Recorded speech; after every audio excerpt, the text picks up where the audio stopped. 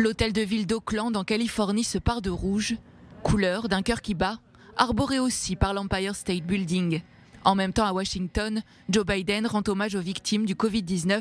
La barre des 400 000 morts est franchie aux États-Unis ce mardi. Dernière journée pleine d'exercice pour Donald Trump à la tête du pays, endeuillé.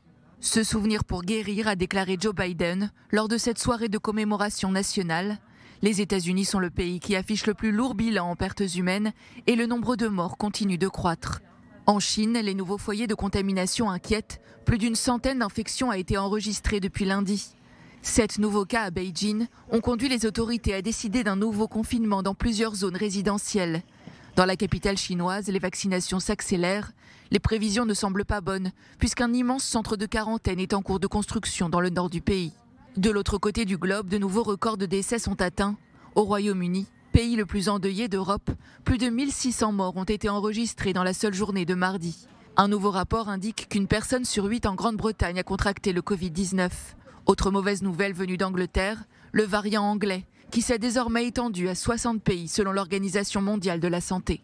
Des mutations qui inquiètent, notamment en Allemagne, où Angela Merkel déploie un arsenal de nouvelles restrictions et prend des mesures d'urgence.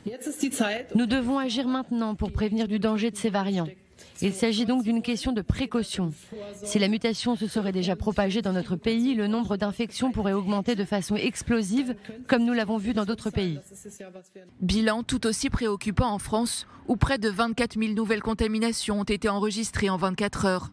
Selon l'INSEE, l'espérance de vie des Français serait réduite de plusieurs mois à cause de l'épidémie de Covid-19.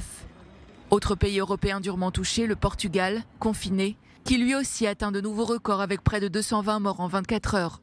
Avec environ 70 000 contaminations en une semaine, le Portugal affiche le plus grand nombre de contagions par rapport à sa population.